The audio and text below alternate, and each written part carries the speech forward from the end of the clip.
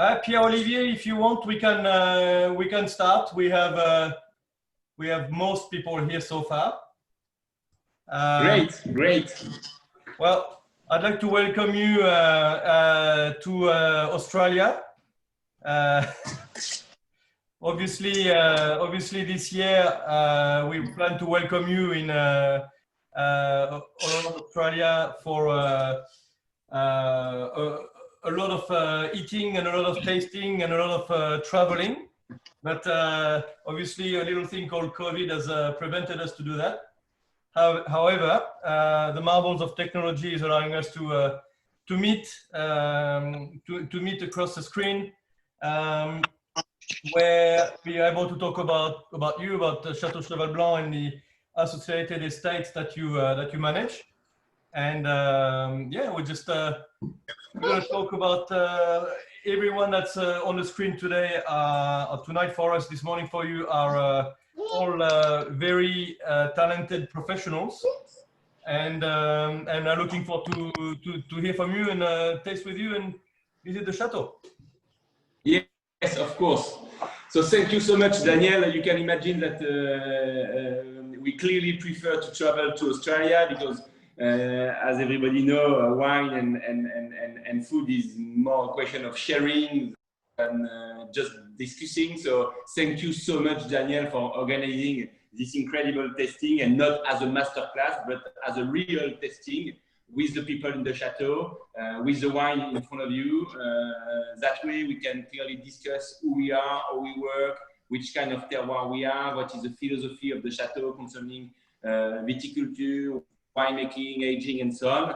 And we're gonna just check if I'm right in the glass through the tasting of different growths that we manage, and as well different vintages of Chateau Cheval Blanc.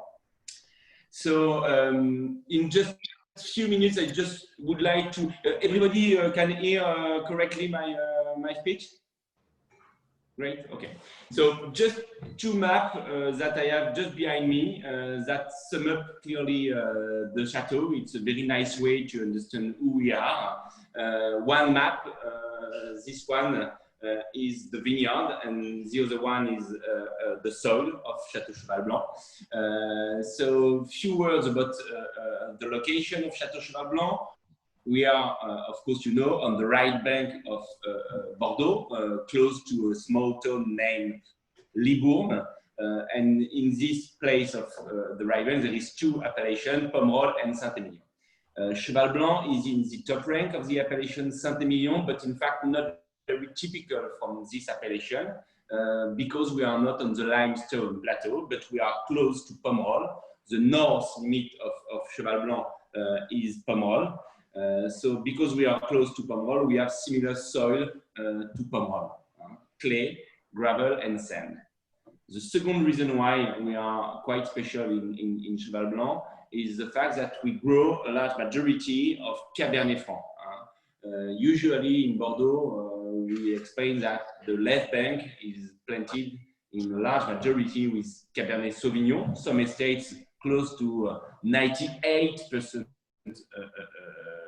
Cabernet Sauvignon, Latour, Lafite, Margaux, and so on. They are all planted with a huge majority of Cabernet Sauvignon. And on the right bank, usually a large majority of Merlot. Some estates with close to 100% Merlot. Cheval Blanc is quite unique in the world of Bordeaux because we grow 60% of Cabernet Franc, which is completely unusual in all Bordeaux. So what we're going to try to do is to continue to explain, but just to be a little more less boring than a usual Zoom testing, we're going to try to walk through the vineyard and the winery to show you a little bit more about the atmosphere and the landscape in Cheval Blanc. And in a few minutes, we're going to come back in the tasting room to start tasting. Sounds perfect. Let's go. So we are currently in the old part of the chateau, which was previously the bathroom, and it's now transformed into office. À mon avis, tu vas rester pas trop loin. You can hear very well, Daniel, or not? The microphone is. Oh, it's perfect. Pierre-Olivier. Okay. It's perfect. Okay. Okay. So we arrive in the main part of Cheval Blanc with a small old chateau, a very small one. If we compare to the huge estate in the Médoc, Cheval Blanc is a small estate with a very small house, very typical from the small farm of the right bank of Bordeaux. So we are here in the middle, in fact, of the piece of land of the vineyard of Cheval Blanc. Cheval Blanc is a vineyard of 39 hectares. Is in a single block. The specificity of Cheval Blanc is very important to understand. Is the fact that on the 39 hectares of vines, we grow 50 different, and we built our complexity, we built our specificity, our DNA through the blending of the 53 different plots of the vineyard. So as I've already said, the Cheval Blanc is quite unique because of the two pillars, soil and grape variety. Concerning the soil, we are close to Pomerol, so we have three different types of soil. Clay, around 40%, gravel, around 40% as well, and sand, around 20%. But of course, you can imagine that it's a little bit more complex than that. So you can imagine that there is a huge city through the three different.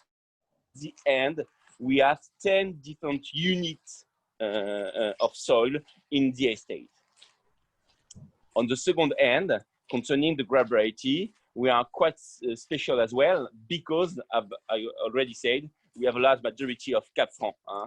Currently in the Chateau, we grow close to 55% Cabernet Franc, 40% Merlot, and 5% Cabernet Sauvignon. And we try to turn around that every year in the Chateau. You can imagine that sometimes it can move a little bit because through some plots that we had to remove or to replant, the proportion of the different grape variety can change a little bit, but we turn around 55 Cap Franc, 5 Cap Sauvignon, 40 Merlot, because we believe that it's a part of who we are, it's a part of our DNA, clearly. So this is the morning in Cheval Blanc, so you're gonna enjoy your glass of wine just before your dinner. For us, this is just after our breakfast. It's 8 o'clock in the morning, 8. And you can see the small town of Saint-Émilion over there.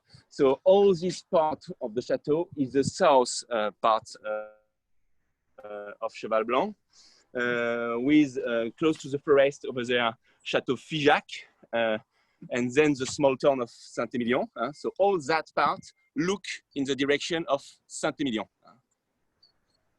And as you can see, we have less and less leaves because this is the beginning of the winter, end of autumn, and beginning of the winter. So because it was an early vintage, the leaves start to go down.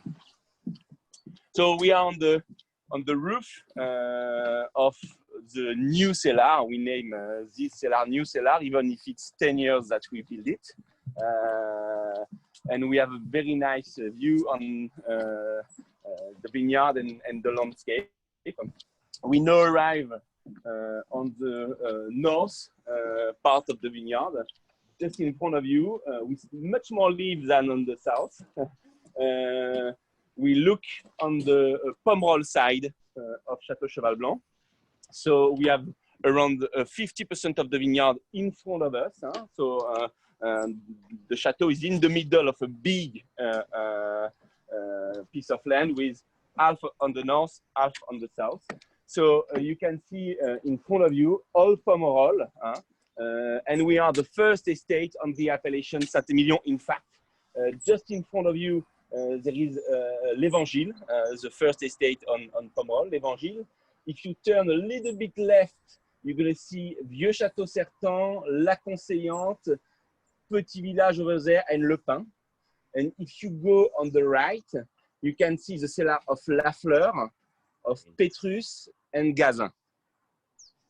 So not too bad, huh? As neighbor. We can be proud about our neighbor. And in fact, what you should absolutely understand about Cheval Blanc is the fact that in the vineyard, we are quite huge. Huh? The average size of a vineyard on the right bank is close to 7 hectares per chateau. Cheval Blanc own 39 hectares, so we are quite big. And on the 39 hectares, we play with 53 different plots, which is the unique thing that you should remember forever at the end of this Zoom testing. Cheval Blanc own 53 different plots, which is 53 different mini vineyards, independent, autonomous. And we're gonna work on each plot as if it's an independent vineyard. We decide the work we had to do on the plot per plot. So we can plow one plot and let the cover crop on the other one. We can have a severe pruning on one plot, large on the other one. We can pick one plot at the beginning of September, the other one mid-October. So we adapt our methods to each different plot. And this is the reason why 10 years ago, we decided to build a new winery close to the old castle to have a cellar with enough vat for each plot. And we now work in an aging, in a vat room where we have 74 different vats with 14 different sizes to have always the right casserole for the right plot. And to have the capacity to keep each plot separate during all the vinification before to start the blending. In Cheval Blanc, something which is very important for us is the fact that we consider that our responsibility is every year to deliver the best interpretation of our vineyard with a large majority of our plots. We don't believe in Cheval Blanc in very severe selection. We believe that our responsibility is clearly not to produce the best wine of Bordeaux. Our responsibility is to produce the best Cheval Blanc as possible every year. And we are focused on the identity much more than on the quality.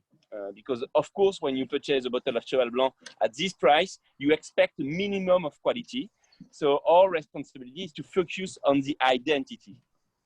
That's the reason why more plot we use, more Cheval Blanc we are.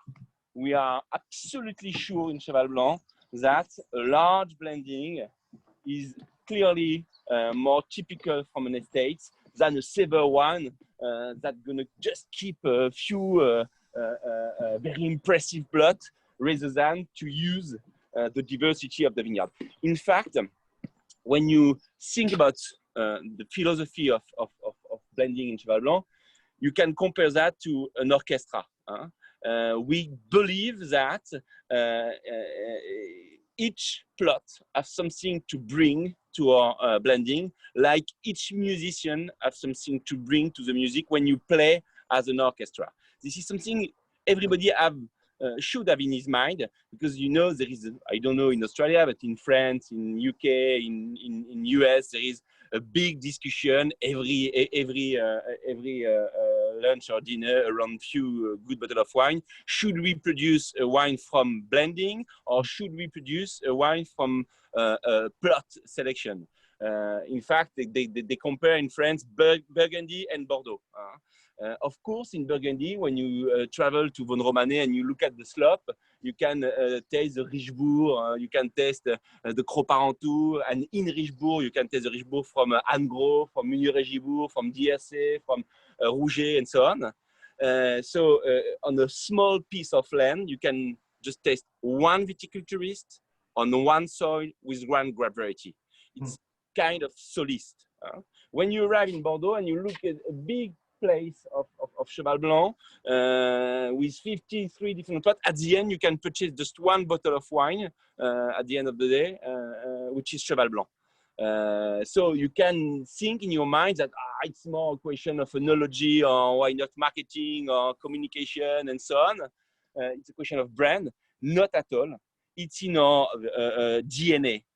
Bordeaux blend for many centuries, and our DNA is the DNA of an orchestra. In Burgundy, they are solists. You don't need to choose which one you prefer. Sometimes you can just listen a single singer, and sometimes you want to listen a rock group. So in the world of wine, we don't need to choose. If you love wine, you love everything. And what you want to taste is not just a wine for its quality, but you want to taste a wine for its identity. So this is what we try to do in Cheval Blanc day to day. After, so just a short look on this plot, which is one of the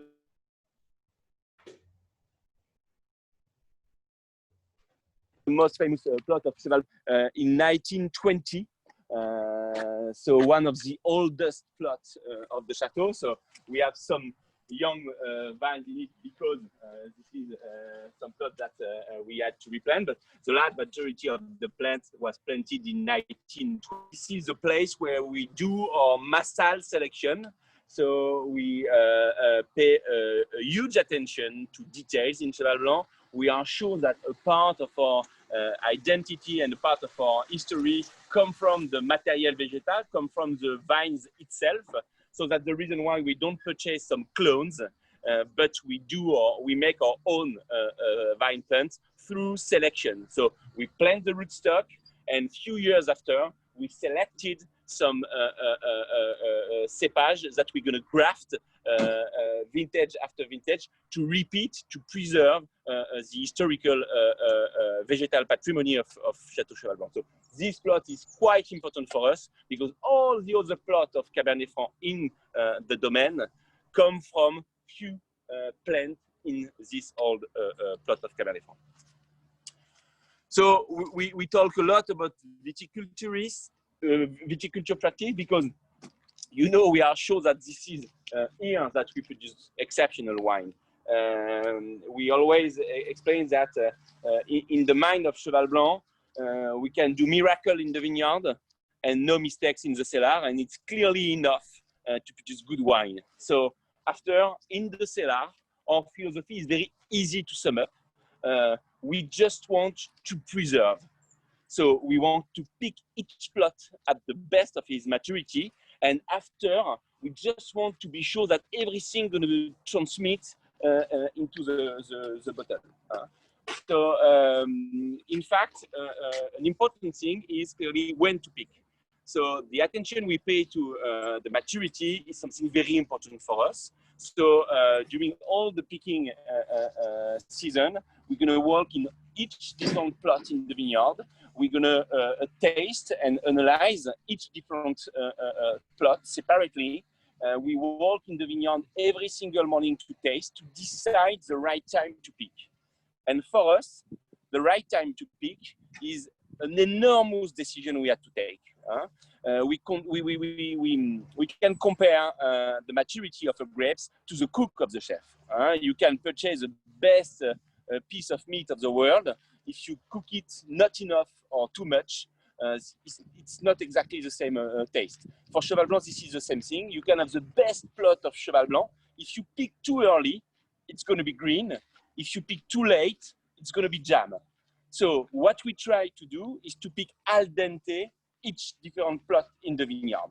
And we can start very early, sometimes at the end of August, and we can finish very late. So we don't pick every day. To illustrate that, 2 years ago, we started picking the 3rd of September to finish the 16th of October, even if we pick just 12 days. So we pick, we stop, we pick, we stop, we pick, we stop. So the adaptation of the team to the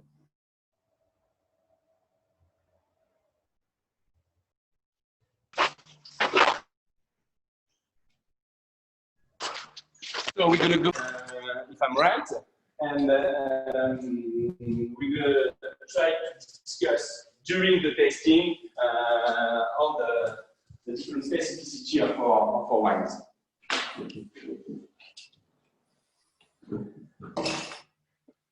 Okay, so it was a short tour of Cheval Blanc, but it's give you a big picture of where we are and how Cheval Blanc look like, just to have that in your mind during the tasting.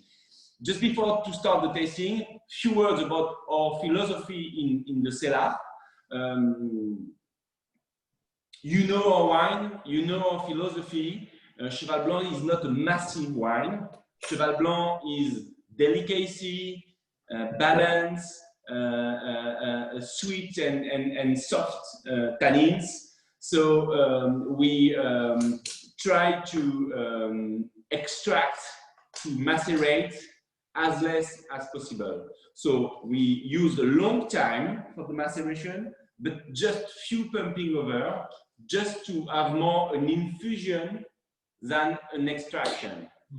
We believe that the density and the powerful of the palate come from more from concentration in the vineyard than from extraction in the cellar. So the natural concentration is something much more important than the technologic concentration through enological practice. So we are quite soft concerning extraction. And after, for aging, we use 100% new oak and 6 different cooper during 18 months. Aging is something very important as well. Every time I had to explain that in my poor English, I understand that aging is a quite bad word to explain what happened.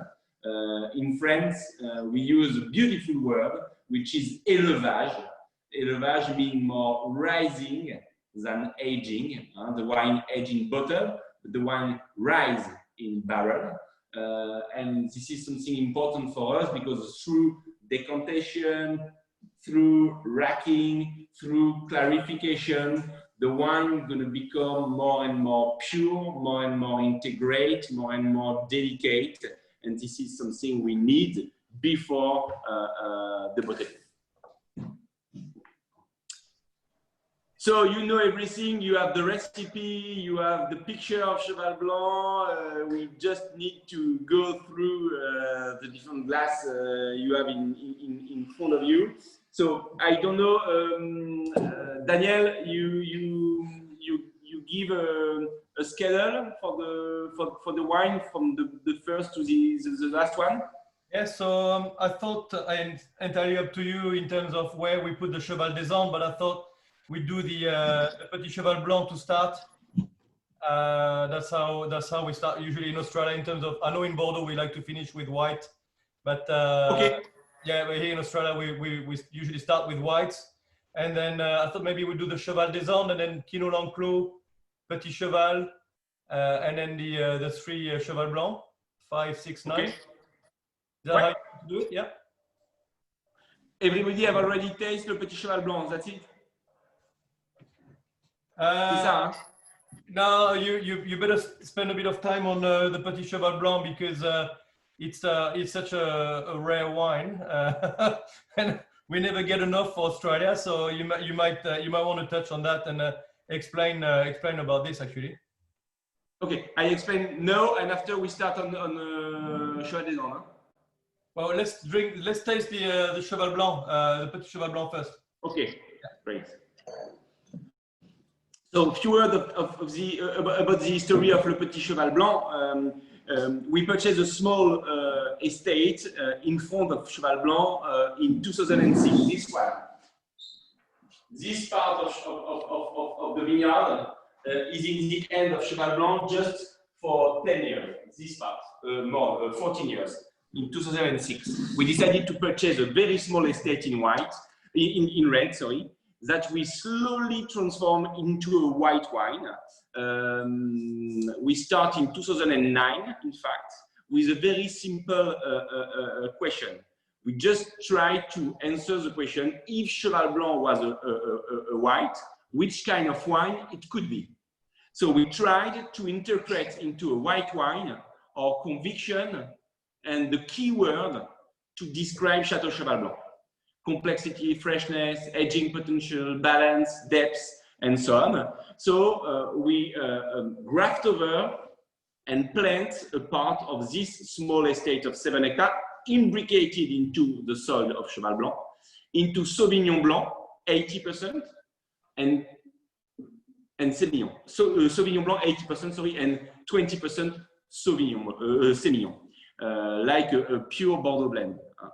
And the main conviction we had was to produce a Sauvignon Blanc which is not too much Sauvignon Blanc. We don't want to have too much cat pea notes and don't want to have too much green aromatics and so on. We clearly preferred to work on the complexity rather than to work on the intensity. And we sometimes think that Sauvignon Blanc could be a little bit too much. So that's the reason why we changed completely the approach of the viticulturist practice. We decided to decrease the vigor, to do a leaf pulling on the morning sun side, to burn in a certain way green sensation, but to pick early enough to have the capacity to preserve freshness, acidity, tension, and so on. And after concerning the aging, we have a very special way to age because we age our wine in a lot of New York, but just in very big barrels, 600 liters, and food and wooden vat of 20, 25, 30 hectoliters. So we completely changed the ratio wine and wood to have a more polished, voluminous mid palate, and not too much impact of the wood on the nose of the wine. So a very long aging, 2 years in barrel, which is unique in Old Bordeaux, and in big barrels to have that very special density and volume on the mid palate. So we start to produce this wine in 2009, but we kept for us 9, 10, 11, 12, and 13. And we have the conviction in 14 that the wine was at the level of our expectation, and we can launch on the market as the first Le Petit Cheval Blanc or 14. So this one, in fact, which is 16, we just produced for the third time the wine in Le Petit Cheval Blanc. And you didn't make any or very little 2017, did you? With being a frost year? Yes, we don't. In fact, we produced 2,000 bottles that we kept for the private cellar of the chateau because we considered that it was not exactly in line with our expectation. Due to the frost, we lost 95% of the total volume. But the most important thing to have in your mind is the fact that we just have one plot which was not frost, and to build a certain complexity with just one plot, it was not possible. So we decided not to launch it on the market. So after 16, the next one on the market was sold a few weeks ago, was 18. Perfect. And with the Semillon, I mean, you grafted on top of rootstock, sorry, for the Sauvignon Blanc. Did you do the same with the Semillon, or was it something that you planted later? No, we planted because we pay attention to the quality of the material vegetal and specifically the rootstock, which was not the right rootstock for the Semillon. And as well, you know, sometimes with grafting over, you can have some problem of homogeneity. So we preferred to start from scratch with the Semillon, specifically because it was on the best part of the vineyard. So we don't want to have any risk with that. Okay. So the Semillon will be part in the blend in a few years' time, I'm guessing? Or is it... 18 is the first vintage with the Semillon in it. Yeah, okay, that's what I thought. Just before we move on to the next wine now, or before we taste the wine, sorry, guys, if you have any questions, feel free to either unmute or type me the message and I'll pass it on to Pierre-Olivier. We are a number of people, so just to try and limit the interferences.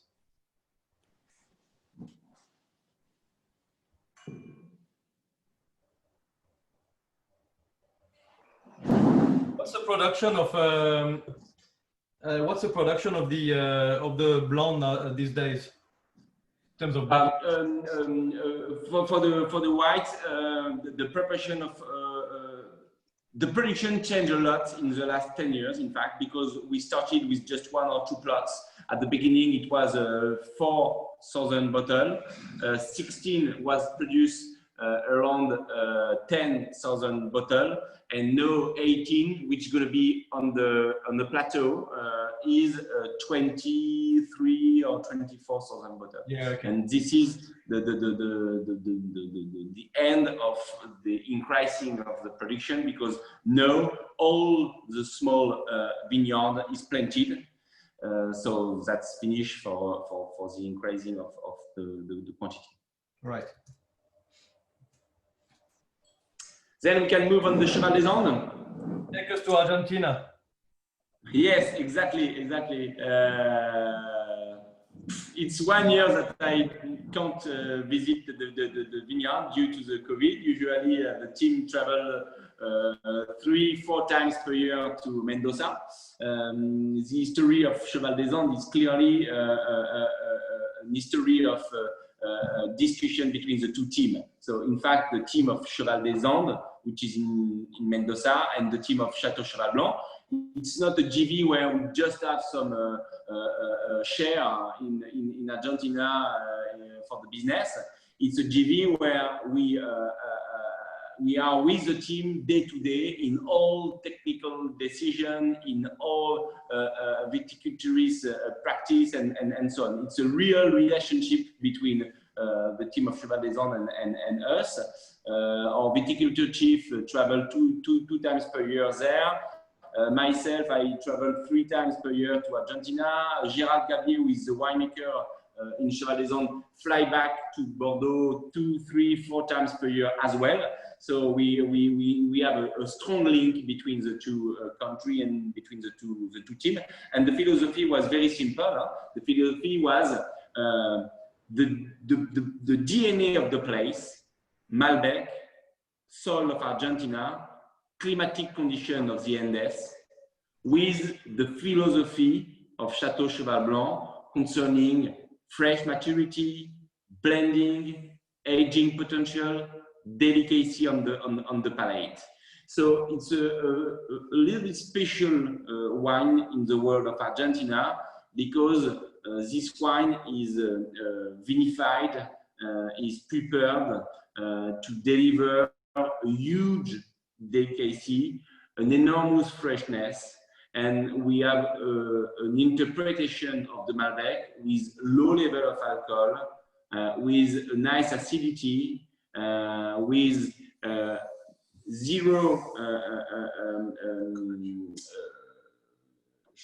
changement of the natural balance of the grapes, the grapes. So we work as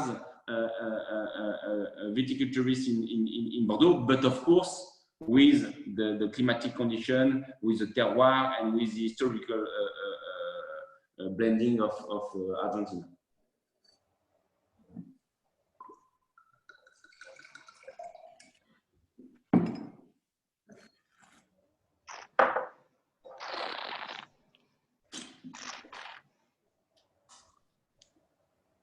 Et d'ailleurs, même au petit-déj, ça fait des vins très équilibrés.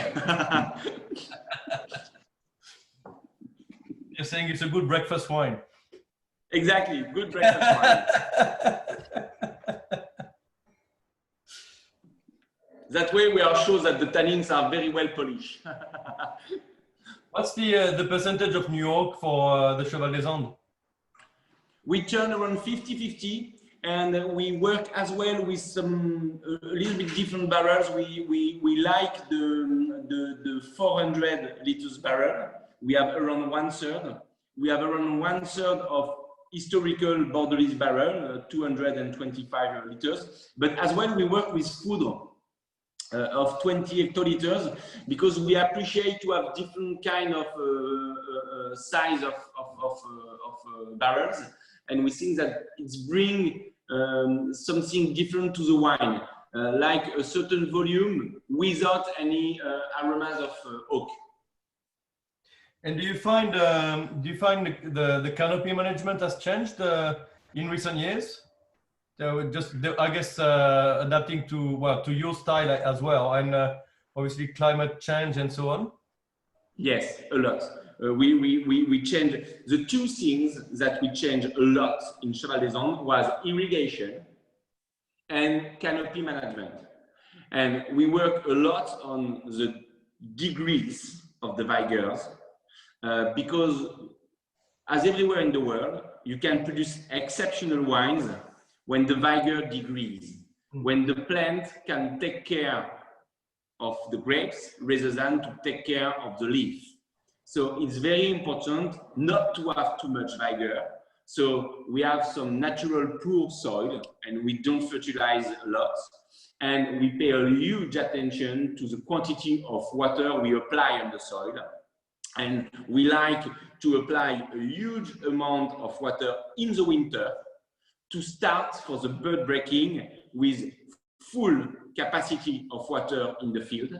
And after, we follow the evolution of the growth, we follow the coloration of the leaf, and if the vines need a small quantity of water, we add 20, 30 or 40 millimeters in one shoot, like a rain, but we never add drop per drop. So one time, nothing for 3 weeks, one time, nothing for 3 weeks, and so on, to have a certain adaptation by the plant. It's not a perfusion. Interesting. With coming back to barrels, I just got a question from Loic that is asking about if you're using the same coopers as for Cheval Blanc, or is it completely different? Some. We use Taranceau, Sylvain, and Taranceau, Sylvain, and Darnajou, like in Cheval Blanc. But in addition, in Cheval Blanc, we use as well 3 other coopers: Bel Air, Sori, and Dentos, that we don't have in Cheval des Andes, because you know Argentina is very complex. Each thing you want to import, you need 3 years to obtain the authorization of the government. It's a very, very difficult country to work with, in fact. We have Argentina in our earth. We love working with Argentina and the population of Argentina and the climatic condition and the place and so on. But the difficulties we have with the government and the economic situation of Argentina is something very challenging to manage day to day. The blending is this one, I don't remember which vintage is it. 16. You have 17 in your glass or 16? 16, huh? Okay. Okay. The blending should be something 60.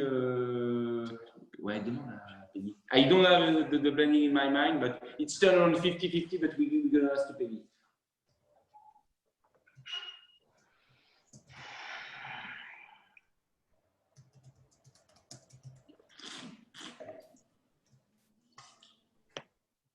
Yeah, going to take us back to Saint-Emilion and talk us through Quino L'Enclos. That's one that I've really liked over the last few years, tasting en primeur as well. It's just such a little gem of Saint-Emilion. Obviously, it's showing really nicely. I mean, the 15 to me, which is what we're tasting, it's been generous ever since it's been bottled. And drinking so nicely. The 16 is a little bit shy at the moment, but the 15 is so good. And yeah, it really over delivers for its category as well. This is a project that we loved for many years. We purchased Pinot L'Enclos in 2008, and it's very simple to understand. Our philosophy in Pinot L'Enclos is to do exactly the same kind of viticulture in the vineyard, the same kind of enology, aging, and so on. This is our village. If you compare to Burgundy, you can appreciate to open a very nice Musigny or a very nice Amoureuse from Meunier, but as well, if you just open a Chambol-Musigny village from Roumier, it's going to be perfect. This is the same thing for us. We don't say that Pinot L'Enclos is like a small Cheval Blanc. We just say that it's work in the same philosophy than in Cheval Blanc. It's another kind of terroir at 3 kilometers from the Chateau itself, much more typical from Saint-Émilion than Cheval Blanc itself, because we have 70% Merlot in the vineyard.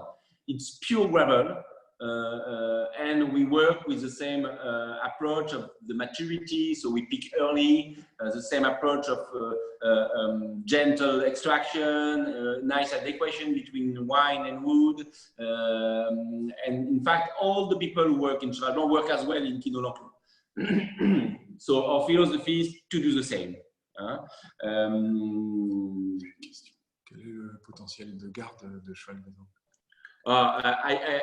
The question about the aging potential of Cheval des Andes, we hope a lot. We hope a lot because the balance of Cheval des Andes now is quite different than the balance of Cheval des Andes 10 years ago. So it's difficult to explain through the previous vintages because our philosophy changed completely in 2014, which is a new page of the history of Cheval des Andes.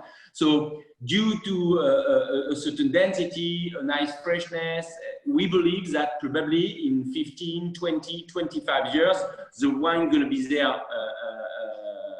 But as well, you can enjoy a glass of wine with just 2 years old. Oh, it's definitely very soft and delicious.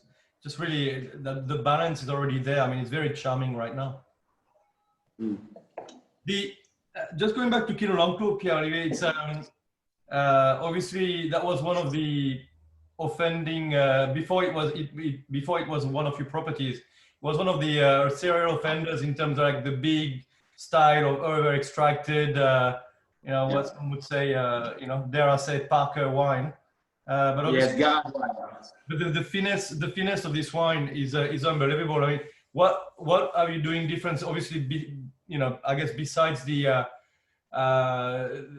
picking dates and the oak regime, I mean, have you changed dramatically the canopy management and the likes, or even the canopy management for sure, but as well, when we purchased the estates in 2008, we removed 2/3 of the vineyard in 10 years, and we planted some new plots with the matériel végétal, the sélection massale from Cheval Blanc.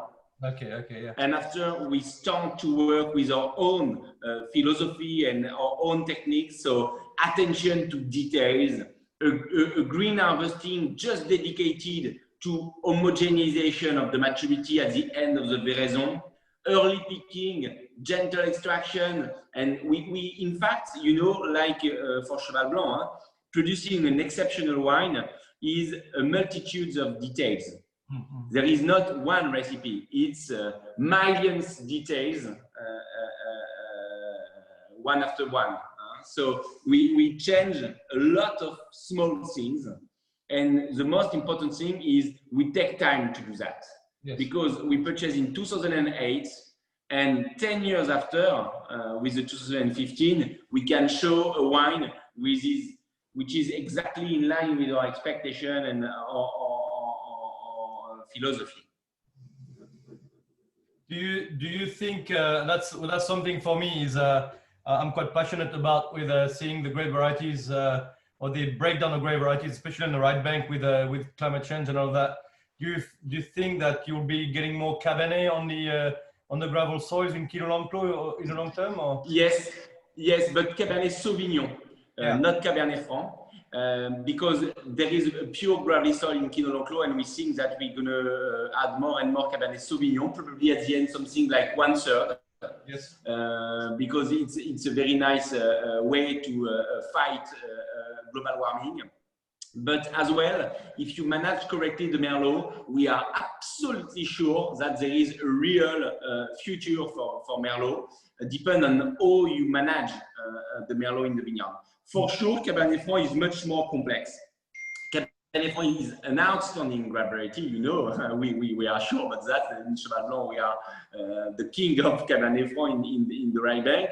And we believe a lot in Cabernet Franc, but we think that it's less adaptable to excessive alimentation in terms of water. So if you want to produce an outstanding Cabernet Franc, you should have not too much water, but not too dry situation as well. And if you look at where the Cabernet Franc perform, in Loire Valley and in Bordeaux, on limestone like Ozone, on clay like Lafleur, on Cheval Blanc like with clay and sand as well. So in very dry situation, Cabernet Franc can't perform, I think. Interesting. You're organic certified, aren't you, at Quillan-en-Clos? We are close to organic farming because we are in the middle of the town, and there is a big pressure in France about spraying close to private owner. So we pay attention to that. In fact, to be very clear about that, Cheval Blanc pay a huge attention about spraying, about the choice of the molecules we use, but we don't think that organic production is the right direction for us, because as you know, organic don't mean not impacted on the soil. Organic mean spraying with natural molecules. And the natural molecules we had to use when we are organic is copper. The copper is not very efficient, so you had to spray and spray and spray. So the number of spraying with copper is quite huge. And as well, the impact of the copper on the life of the soil is very impacted and very important. And we prefer to use other molecules. That's one of the explanations why we are not organic in Cheval. Yeah, no, I understand. Yeah, there's all these debates, isn't it? I mean, you, especially on a tougher vintage or wet vintage, if you're going to go multiple times through the vineyards, either with a horse or with a tractor and so on, obviously it pollutes more. And yeah, it's an interesting debate, that's for sure. We are sure that for the future, there is probably a very nice way to follow, which is the way of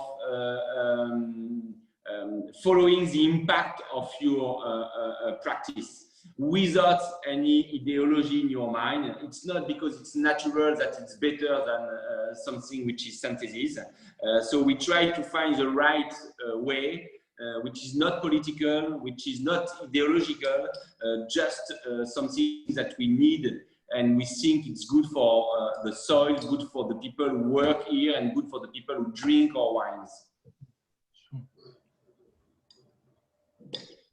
Let's go on the vineyard of Cheval Blanc with the first Petit Cheval 2010.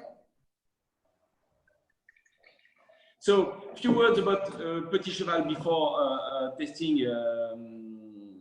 C'est notre connexion internet qui est pas bonne? Non, ça va. You hear me?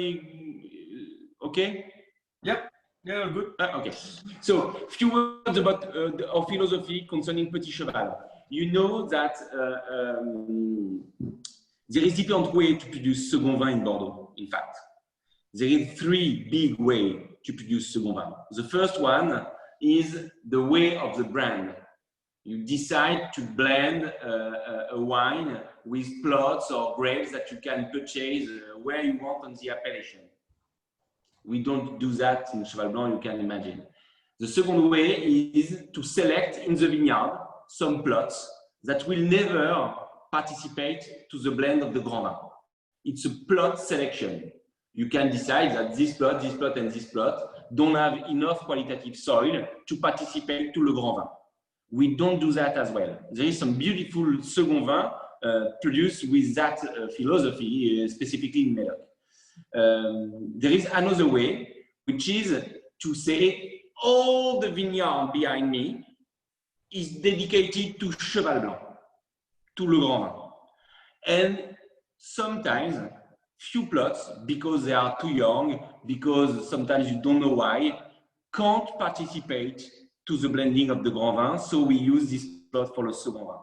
For example, all the plots which are in Le Petit Cheval 2010 were in Cheval Blanc in 2009. So we don't have any plot dedicated all his life to Le Second Vin. So it's a real selection of few plots that in one situation can't participate. That's the reason why the number of bottles we produce of Petit Cheval is very, very tiny and not very stable, because sometimes we can use the plot for Cheval Blanc, sometimes not, but there is no stability on the volume of production in Petit Cheval.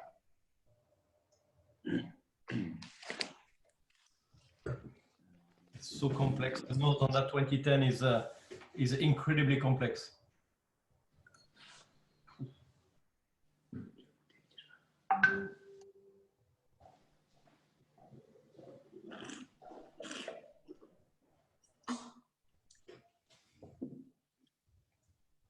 On va donner un peu à boire au caméraman quand même.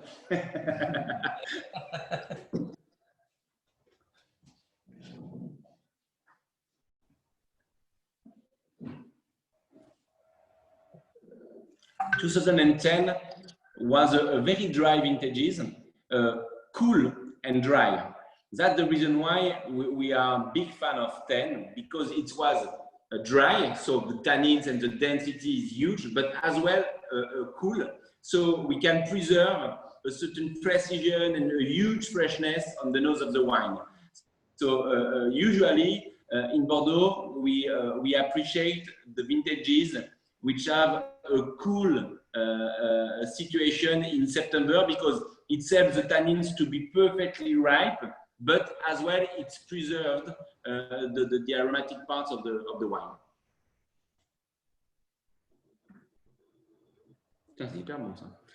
We can find all the freshness which come from Cabernet Franc: mint, eucalyptus, licorice, something very fresh, close to herbals, aromatics in a good way. Mm-hmm.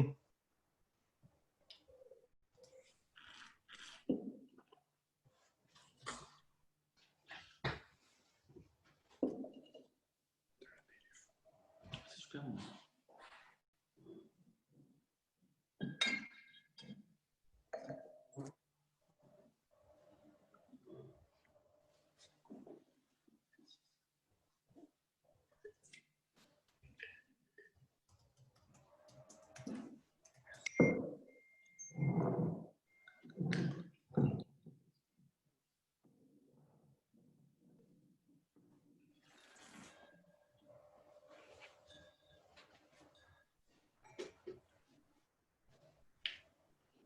This is very Cheval in terms of the building of the palate. So the wine is very straight on the palate, the gentle attack, but slowly the wine continue appear and take place more on the mid palate than on the attack. It's super floral. And super floral. Yeah. You know, the main word to describe Cabernet Franc on the nose is flower more than fruit, always. The flower part of the wine is always before the fruit. Yeah, some great comments coming up is, you know, it really does smell amazing, like that complexity and the length of it. I mean, you know, yes, it's a second wine. Wow, yeah.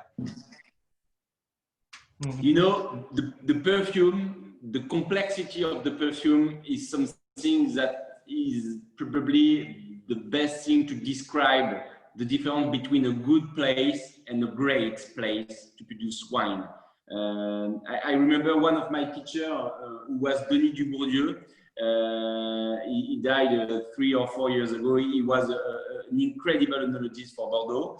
And Denis always said that when you start tasting wine, you are always impressed by the intensity and not enough by the complexity.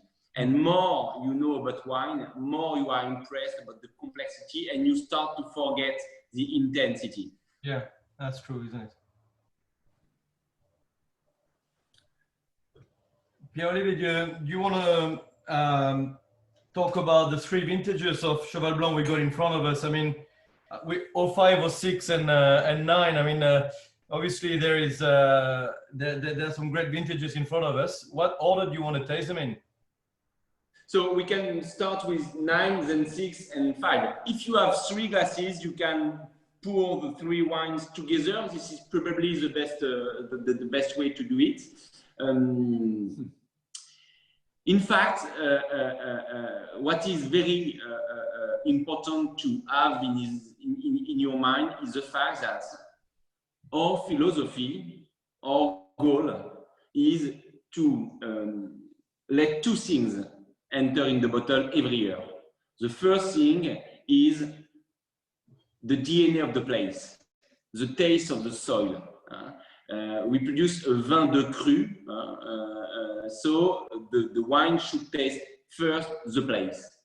But as well, the wine should taste the climatic condition of the vintage. And we want to let enter in the bottle the climatic condition of the year. So 2009 is going to be large, voluminous, intense, ripe, dense, powerful. And the 2006 could be a little bit more shy, precise, fresh, more long than dense, and so on.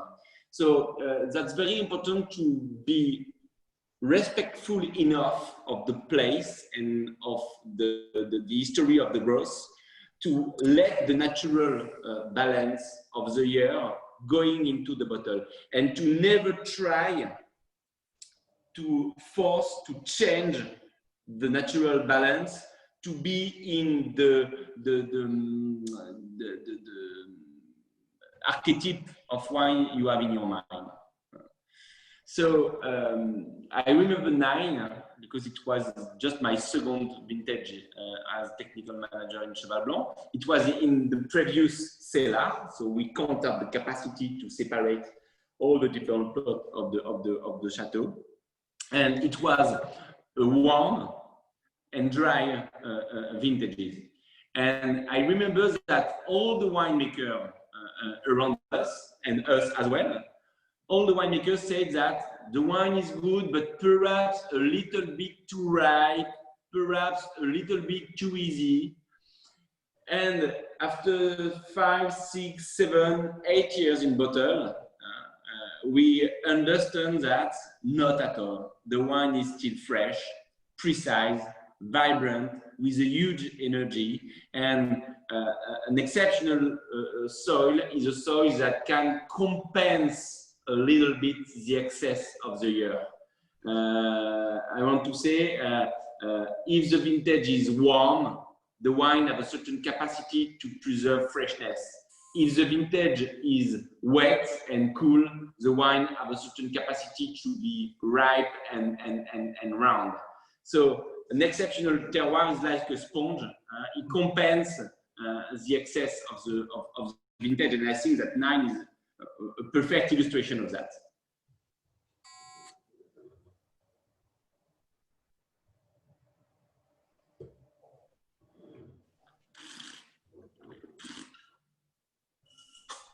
You know, I'm smelling all 3, you know, and I don't know if it's on an emotional level or anything like that, but the 2006 is my daughter's year of birth. And I find the 2006 incredible, to be honest.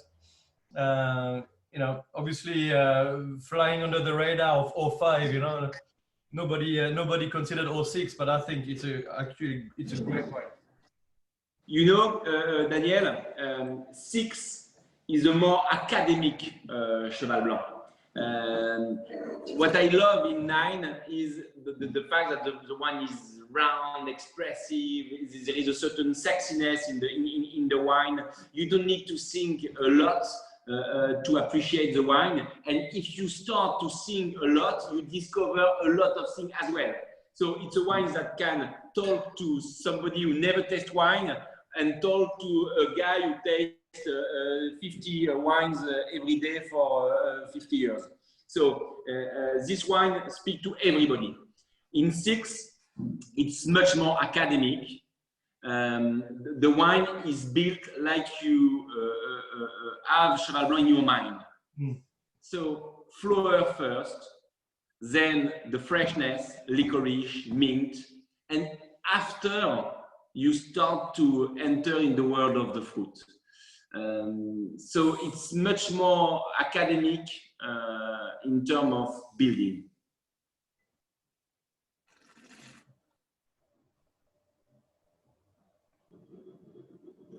I'm not noticing anybody spitting the wines, by the way.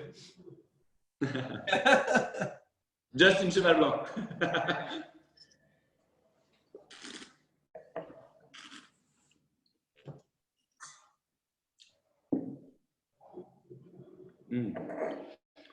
And even in terms of palate, the wine is built on the lens. The wine is built with tannins, acidity, and there is a play between the tannins and the acidity that give a huge depth. It's like if you discover a new layer every 10 seconds, and the wine it's impossible to have a finish. In fact, there is no finish because, and as well, this is something very important in the building of the wine.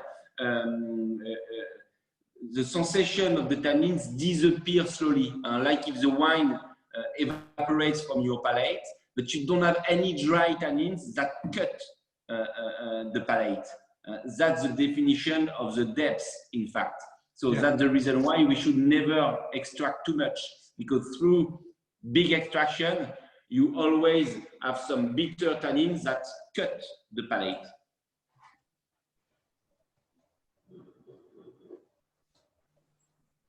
For me, I'm taken aback by the difference in color between the 3 vintages.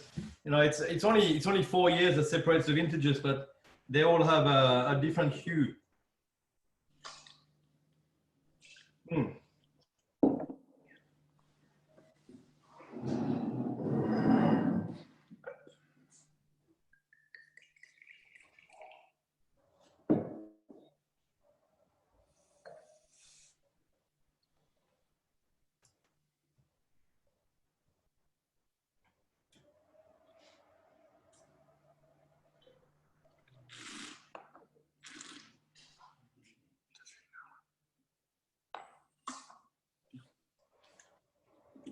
If you have any questions, people, you can unmute yourself and ask Pierre-Olivier anything you want, really. I'm sure there's plenty to be asked.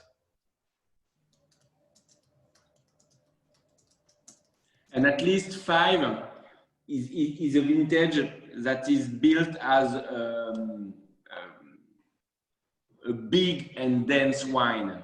If it was blind, for me, it's not a big mistake to say that it's a Pauillac or Saint-Estèphe. You can be on the left bank with the 2005. I'm a quite big fan of this Cheval Blanc, but when you know the place, it's more strict, more severe, more dense, more powerful than usual. And as well, this is the climatic condition. That's the reason why it's a very good choice, Daniel, because it's 3 Cheval Blanc, very Cheval Blanc, but as well 3 different interpretations of Cheval Blanc. But the 05 has been shy for so many years, and all of a sudden now it's really starting to coming out of its shell as well. So many 05s have been like that in Bordeaux. Yes. Yes, and even in the Médoc, I have a very nice surprise a few weeks ago with Montrose 2005. I'm a huge fan of Moros for many years, and I opened 5 Moros like it was a baby and impossible to taste, and the wine was very gentle, powerful, but very gentle and very ready to be appreciated.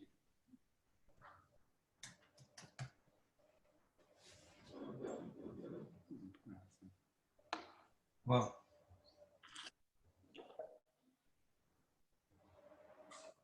I have a question, if I may. Yep. Are they using natural yeast across the board in terms of vinification? Yes, we use natural yeast since 2014. 100% of our vats are fermented with natural yeast, but it's not a natural fermentation. It's our yeast that we selected and that we implant in our vat. We don't let the crops fermenting itself. So we selected in the vineyard in 9, 10, 11, and 12 different yeast that we micro-vinified during 2 years in small tank, just to be sure that the quality is good, that they can ferment 14.5 degrees of alcohol, that they are not bred, and so on. And when we know correctly those yeast, we started to use those yeast for the alcoholic fermentation of Cheval Blanc. So this is our own yeast, but we implant every year our own yeast to be sure that it's not a yeast that we don't know that's going to ferment.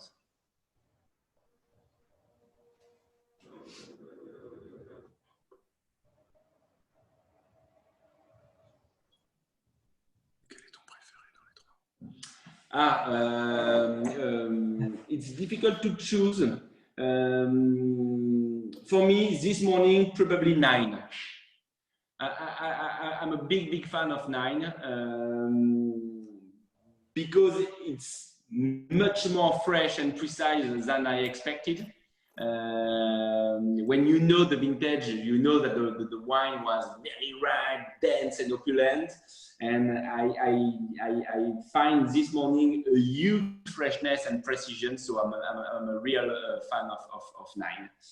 6 as well, but I know this vintage by heart. And this morning I'm impressed by 9. And you? 06.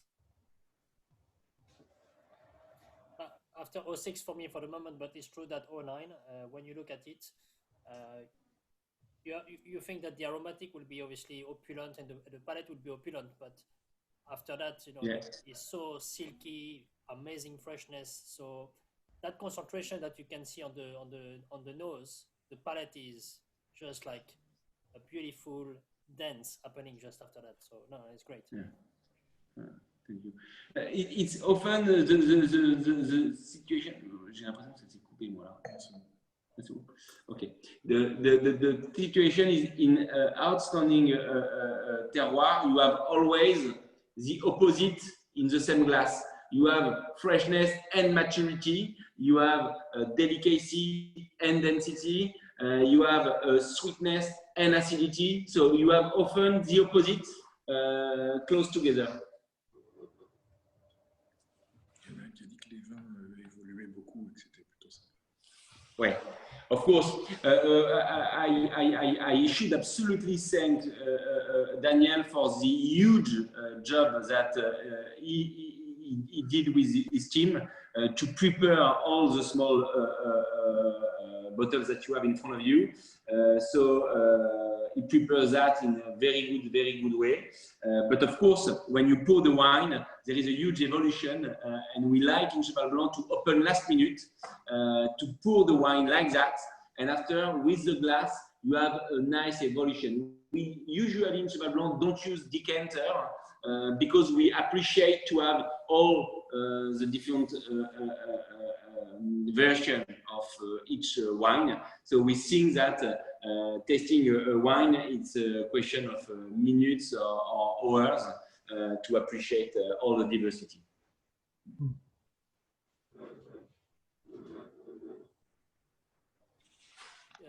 Are you using any whole bunch vinification? No, we don't use whole bunch. Even if I'm a huge fan of the domain in Burgundy that are a fan of full bunch. But you know, in Bordeaux, the grape varieties that we use, specifically Cap Franc and Cap Sauvignon, the stem is never ripe when you pick. We spend our year to fight greenness, to fight methoxypyrazine, to fight bitterness in this kind of grape variety. So for me, it's a nonsense to add the stem at the end. If you look at the Pinot Noir, this is close to the opposite. If you look at the Pinot Noir, the stems are more mature and ripe when you pick. And the Pinot Noir, when it's a touch underripe, is floral, not green. So I think that it's very important as well to respect in each region the historical practice and not to use the recipe of one region to put it in another one. So I'm a huge fan of full bunch for Burgundy, but I think that it's a nonsense for Bordeaux.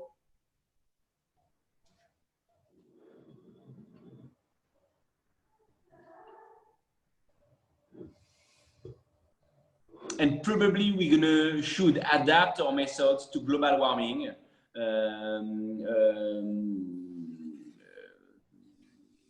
But not with adding something green to be more fresh, but to work in the vineyard to have the right balance, to work in the vineyard to have not too much sugar, to change the canopy management, to change the pruning, to change the plouging, to let a cover crop on the floor, to stop ploughing the soil, to use, why not, some trees, to change the microclimate of the grapes and the plant and so on, but not with using something green to refresh at the end.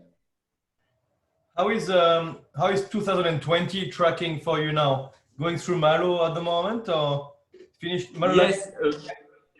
So the Merlot is finished. The Malo is finished for Merlot, and we already blend a earth of Merlot for Cheval Blanc, which starts the aging since last Thursday. So for 1 week, close to 1 week. And the Cap Franc, the Malo is still in process. Okay.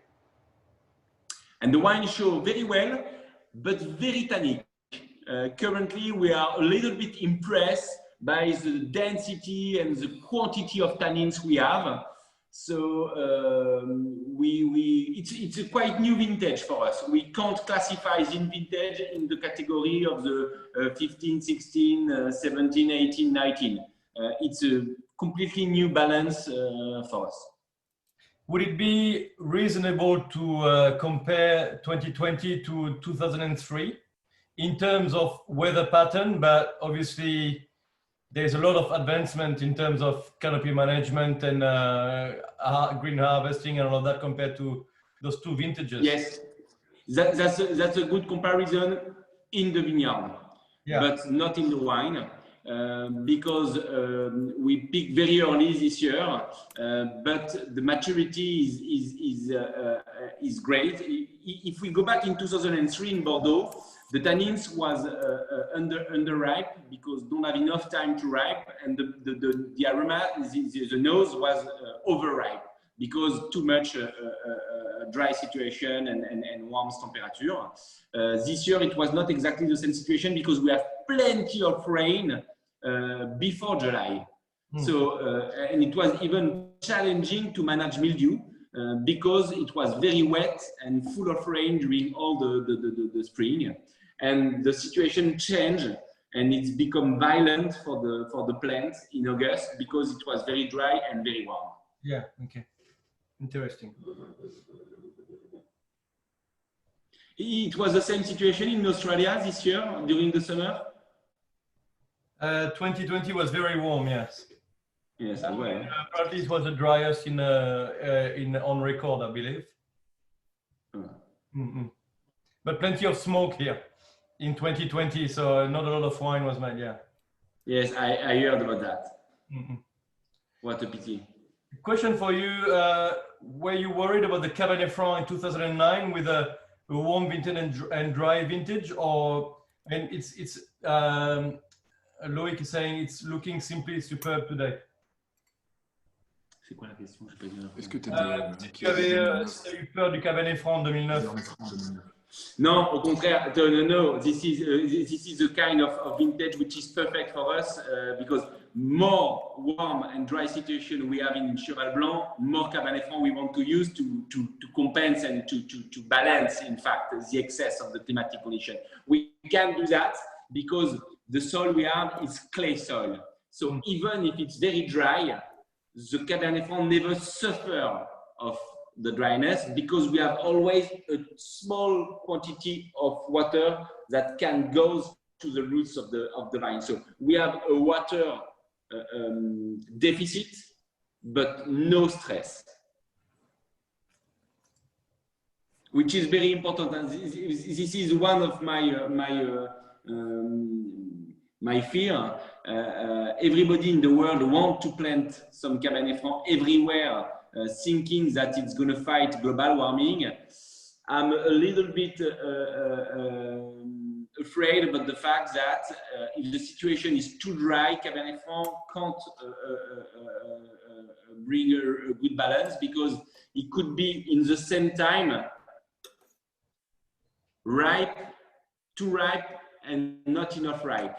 You have a sensation of greenness on the nose, greenness on the tannins, but a lot of alcohol and dry prunes notes as well. Interesting. Can I ask a question, Daniel? Of course you can. Yeah, Pierre-Olivier, hello from Sydney. We use quite a lot of Malbec in Margaret River, where Cabernet is very good. And you use a lot of Malbec in Mendoza, but none in Bordeaux, and it seems to be going out of fashion in Bordeaux. Do you think, what are your thoughts on Malbec? Does it have a future in Bordeaux? And maybe with global warming, it will be more useful? Yeah, that's a very nice question.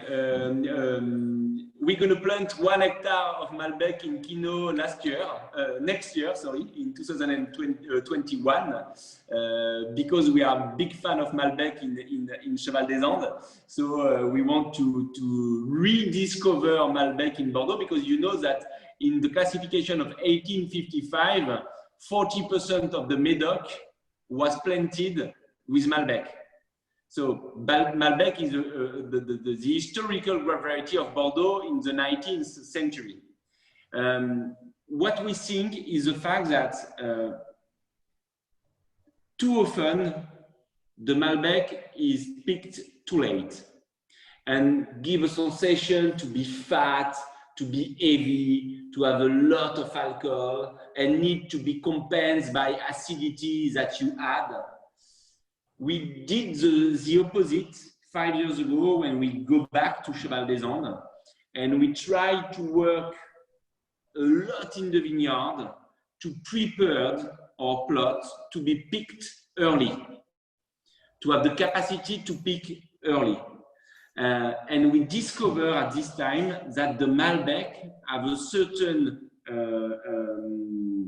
you can compare Malbec to Pinot Noir, for example, with some very delicate aromas of violet, of raspberry, with a nice acidity, not too impressive, not too much sweetness. And a lot of people rank the Malbec in a category of bodybuild wine because it was due to enology much more than due to the grape variety itself. And when the Malbec is worked on delicacy, freshness, precision, it's a very impressive grape variety, and we bet on that even in Bordeaux. That's a very good question about the Malbec, actually, because it is one of those variety that tends to be forgotten when it comes to Bordeaux, doesn't it? Yeah. Mm-hmm. Yes. Here's a question for you. I'm going to ask it because it's been asked to me. So when was the last time that chaptalization was used at Cheval Blanc? 13. 2013. 13, not a lot, for 4 or 5 vats. And it was the first time for me to discover the rules of chaptalization, because since I started working in Cheval Blanc in 2008, it was the first time I had to organize chaptalization. And it was for 4 or 5 vats, I don't remember, but it was important to do it because those 4 or 5 vats were for Le Petit Cheval and were at less than 12. And we should absolutely have a certain quantity of alcohol to have largeness, sweetness, and so on. So we decided to chaptalize for that reason. But it's very rare. And since 2013, it's never happened again in Cheval Blanc. It's a good question, actually. I mean, I remember the first time I saw a density sorting machine was during 2017 at Cheval Blanc, actually, during harvest. You know, I mean, obviously, chaptalization is one thing, but then you go into what can you do to avoid that, and then going into density sorting machine versus optical sorting and so on to select what is above a certain baume. It's quite a great piece of equipment, isn't it? Yeah, we use it in 17 in Cheval Blanc, density sorting, but we don't use it anymore as well, because we think that you can. It was useful for us because of the frost in 17. Yeah. But today, I don't want to select a berry just on the level of sugar. I think that sometimes a berry with low quantity of sugar can have some very nice tannin, a superb color, and so on. And I think it's a little bit pity to select just on sugar content. Mm-hmm. And Daniel, do you hear me? Arnaud speaking. Yes. Yes, I remember I welcomed you and the group of customers, trade people, I think, in 2017 during the harvest. And I was telling you that we didn't do any chaptalization except in 2013. And then I found myself visiting the cellar with you and stepping up to a big pallet of sugar. And I started saying, come on, people are lying to me, we are chaptalizing. And in fact, the sugar was used to adjust the density of the bath in the density sorting machine. I remember, yeah. Mm-hmm. It's for the coffee. Yes, we are a big coffee drinker.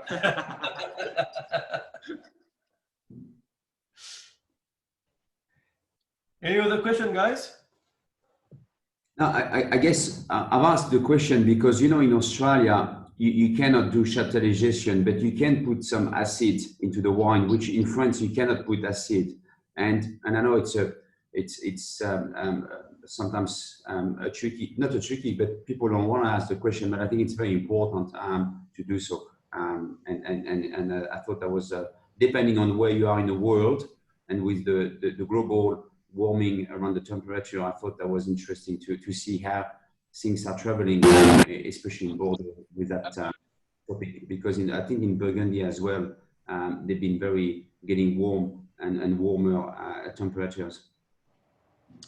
This is a very important thing. When global warming arrives, when you have the baby in the end because you picked your plots, your responsibility as winemaker is to do everything you can to obtain the best wine as possible. But the second responsibility you have is to think about what you can do next year to change the natural balance, not to add acid or sugar or something into your wine. So of course, if you pick your plot and you have 4 of pH, you can't vinify and age your wine correctly. So you should add some acid in your juice. But the question is what you're gonna do next year and the year after. So I think that before to think just about what we can add in the wine, we should think in the future what we can do not to obtain 16 degrees of alcohol, not to obtain 4 of pH. So to plant some thing on the floor, to change the rootstock, to adapt your massal selection in that direction, to decrease the size of the canopy, to stop using any green harvesting, to change the quantity you have on the plants. And I think we should adapt our methods to obtain the right balance. A more broad question, Pierre-Olivier. What is the future of Cheval Blanc? What is the future of Cheval Blanc? Yes. The future of Cheval Blanc, what we are very afraid about is the evolution of the climatic condition. Even in Bordeaux, everywhere, you can see that the global warming is there. So we should adapt our methods to be sure that we're going to continue to produce a Cheval Blanc with the same balance. We should change everything to have nothing change in the wine. So we should adapt how we work. We should continue to invest in research. We should continue to experiment in the field. We should continue to select our Cabernet Franc for the future. We should transmit to the next generation the DNA of the place to be sure that in 60 years they're going to continue to produce a Cheval Blanc with the same balance. So we bet that the future is going to be the same in the glass, but completely different in the field, probably.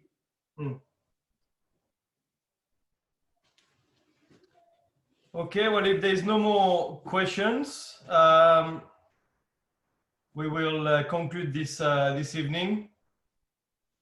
So thank you.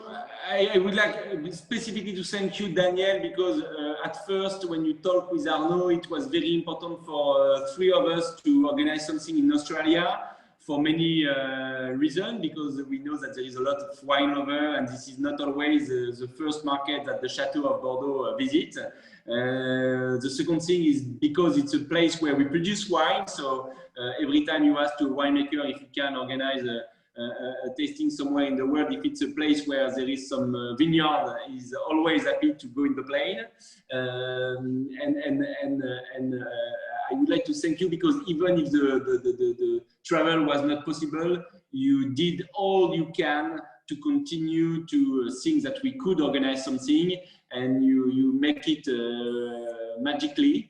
So thank you so much for that. And if next year some of you can take the plane to come in France, the door of the Chateau are open, not virtually, but you can come directly to enjoy a glass of wine, to enjoy a meal of the chef of Cheval Blanc, and to have time to discuss our favorite subject, which is wine.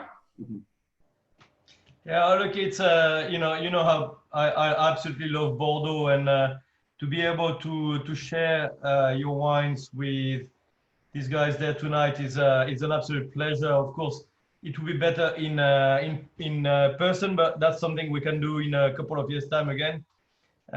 Because I'm not sure. Have you ever been to Australia, Pierre-Olivier? I can't remember. Never. No, that's right. So yeah, let's make it happening when we've got a vaccine, and we can all travel safely again. But yeah, it's look, it's been an absolute pleasure to be involved in this evening, and yeah, it's just the new wave of Bordeaux. As I said to people cheekily, lucky you're young enough to have said yes, because the old Bordeaux institution may not have been as welcoming to the idea of doing a virtual tasting. So I'm very grateful to you and to Arnaud and Jeanne in your office, and we look forward to see you in person very soon. With pleasure. Thank you, everyone. Thank you for being part of this evening. It was an absolute pleasure. Thank you all of you for your time and enjoy your last glass of red. Very good. Cheers.